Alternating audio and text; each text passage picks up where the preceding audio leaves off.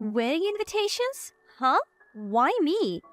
I couldn't hide my surprise when I came home from work and found a wedding invitation posted at my house.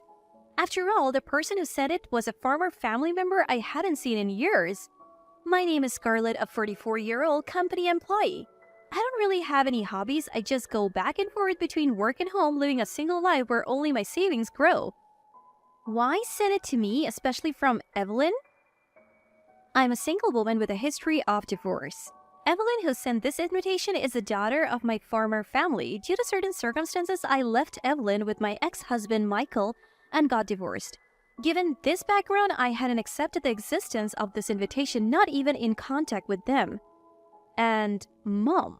On the seating chart of the invitation, it's clear I'm expected to attend as Mom. Overwhelmed by this coincidence, I stared at the invitation, but it was already 10 p.m. I thought it was too late to contact, so I decided to reach out during a break at work the next day. The next day, during my lunch break, I messaged Michael, but he didn't read it, so I registered Evelyn's number from the invitation and messaged her. Then suddenly, Evelyn called. Hello? It's been a while. Many years have passed since the divorce. Evelyn was 9 at the time of the divorce. Now, 18 years later, she must be about 27. The voice on the phone was completely different, an unknown woman's voice. Long time no see. You've been well? Yeah, I'm fine. So, you saw the wedding invitation? Yeah, but why invite me, Anna's mom? Huh? Why? You are my mom. But we haven't been in touch, and I was about to explain why I shouldn't be called when Evelyn interrupted. You left me, so at least act like a mom at my wedding? Then she abruptly hung up. I was a bit disturbed by her attitude. That night on my way home, I got a call from my ex-husband Michael. Evelyn told me you're not coming to the wedding? Of course not. You expect me to attend after being out of touch? Besides, do you even realize what you did? I lashed out at Michael. Ideally, he should have been the one mediating between Evelyn and me. He had done something terrible to me, but Michael seemed to have forgotten the past.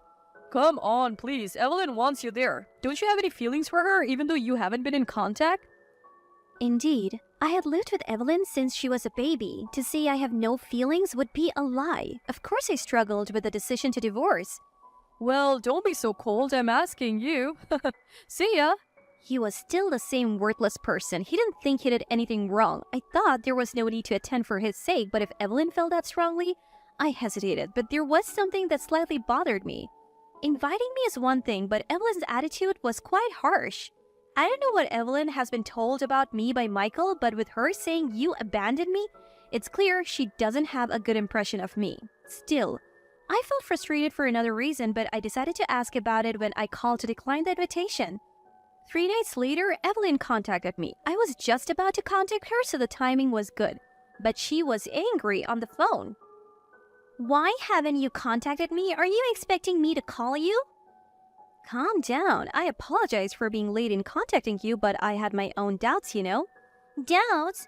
You think you have the right to doubt? You abandoned me. Don't you think attending the wedding is the least you can do for atonement? Atonement? I think it's better if I don't attend. Michael said something similar, but I can't go. Sorry, I'll have to decline. Don't be ridiculous. What, you don't care about abandoning me? That's not it. I didn't abandon you. What? Are you denying it? Don't be ridiculous. Evelyn was yelling on the phone. The unease I felt was this anger of Evelyn's. I should have never been invited, so why go to such lengths to invite me? Evelyn got more heated as we spoke. Don't joke. Fulfill your responsibility as a mom. At Evelyn's loud demands, I reached my limit. What responsibility as a mom? I'm not your mom, you know? I didn't want to say this to Evelyn, but her words about fulfilling responsibility brought back memories of the divorce. Evelyn must not have expected me to say that. Huh? She pretended not to know. Pretending not to know is useless? I can tell from how you talk about me that you've heard bad things from those two.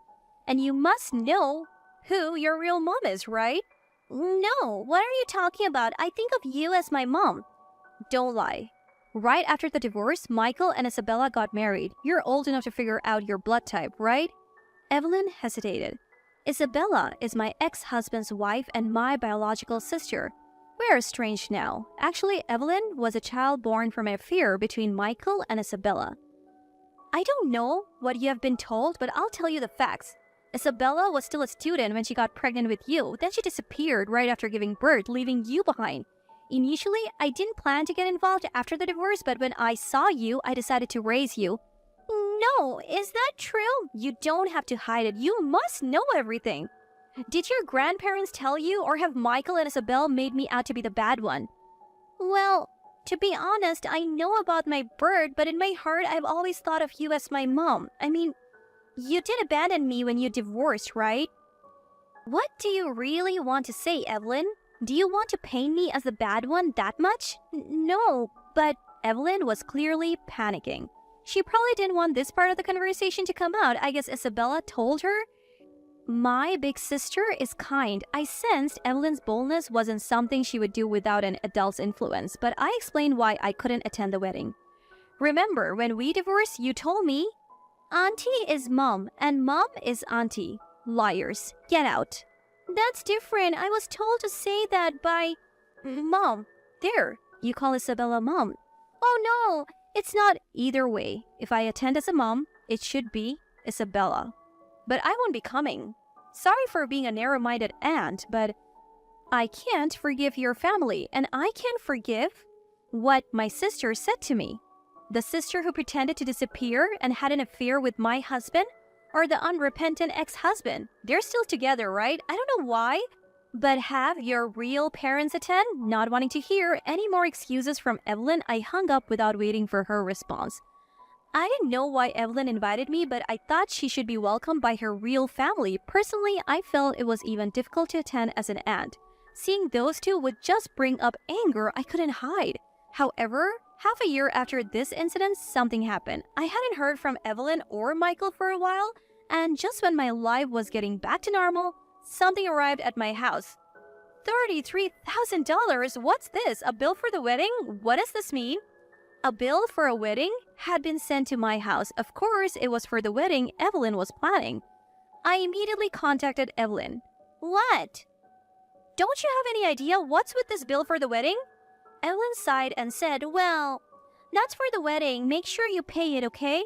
Why should I have to pay, and how rude to send it without consulting me first? It's fine. You're like a mom, so pay it, especially since you didn't come to the wedding.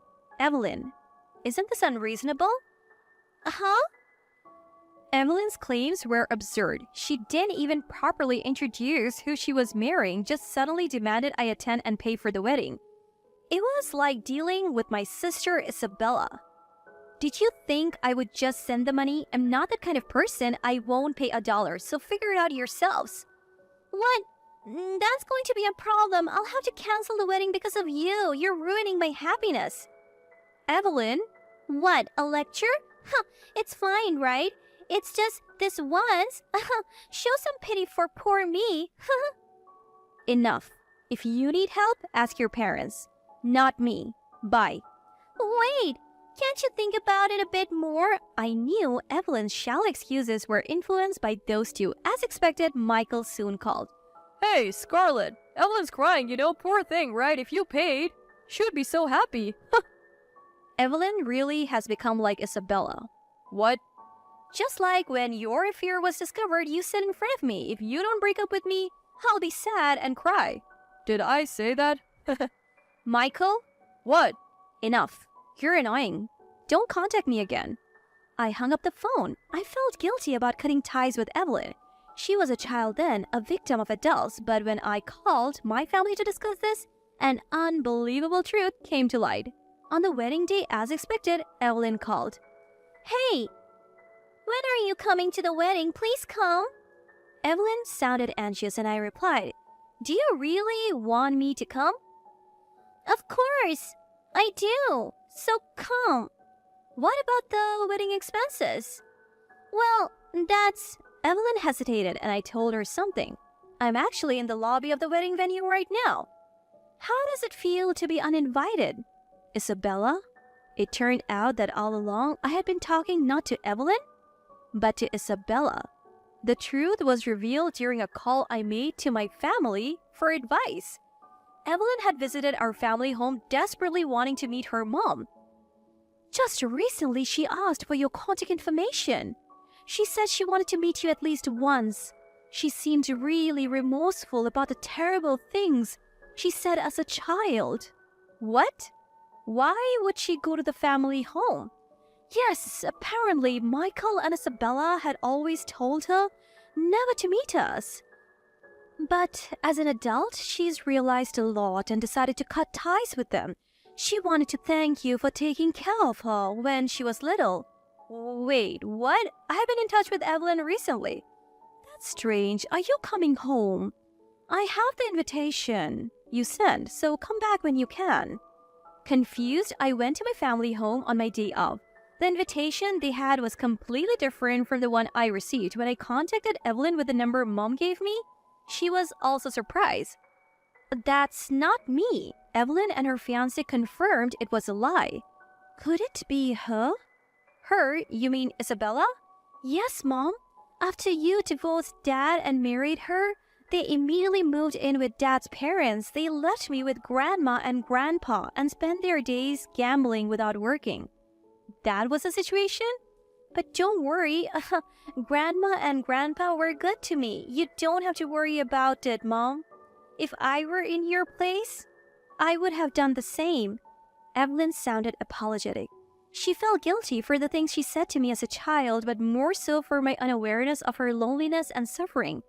That's why I don't want those two at my wedding. But this is awkward timing. To think she used my name to lie? Evelyn was half angry, half pitiful. Her parents were good-for-nothings, and she had suffered a lot. I have been tossed around by those two as well, but Evelyn's position as their child must have been even harder. Evelyn, I'm so sorry for everything. Of course, I'll attend your wedding. Thank you, Mom. I felt a nostalgic warmth when she called me Mom. So, I'm attending your wedding in half a year, but who is getting married at your place? Isabella, pretending to be Evelyn, hesitated. Big sister, a long time no see. Wow, you knew? Isabella spoke awkwardly. I just want to confirm, why try to make me attend a wedding that isn't happening, and what about the $35,000? What was it for? I was curious about this. The $35,000 was probably meant for gambling, but it made no sense why she would force me to attend a fake wedding, Isabella slowly explained. It's none of your business. Maybe I should go to the police? What? Isn't it obvious? You're impersonating someone to extort money. Isn't this a clear case of fraud, even if it's just an attempt?